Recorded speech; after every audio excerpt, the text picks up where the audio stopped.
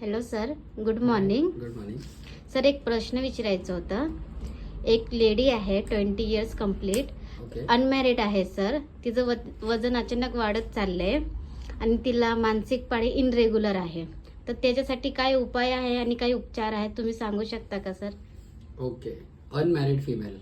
हो sir. Okay. Unmarried फिमेलमध्ये वजन वाढत चाललेलं आहे, पिरियड इरेग्युलर आहे आणि अमेनोरिया सारखा 2 महिन्याने 3 महिन्याने पिरियड येते.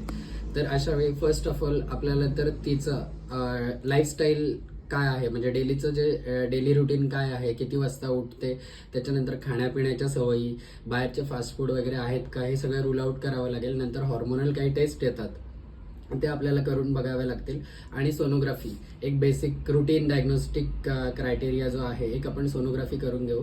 मग त्यामध्ये आपल्याला कळेल जर हॉर्मोनल इम्बॅलन्स असेल, पीसीओडी असेल तर मोस्टली FSH आणि LH करतो, ज्याचा रेशिओ चेंज असतो.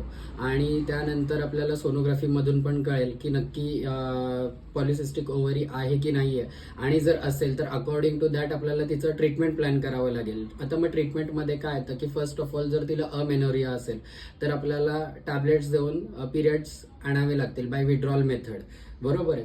आणि मग पिरियड आल्यानंतर आपण लाईक आयुर्वेदिक फॉर्म्युलेशन किंवा ॲलोपॅथिक फॉर्म्युलेशन असं 1 मंथसाठी आपण सुरू करू शकतो. तर आता ह्याच्यामध्ये काय येतं की आयुर्वेदिक फॉर्म्युलेशन्स जास्त बेटर असतात, इफेक्टिव्ह असतात आणि साईड इफेक्ट्स कमी असतात.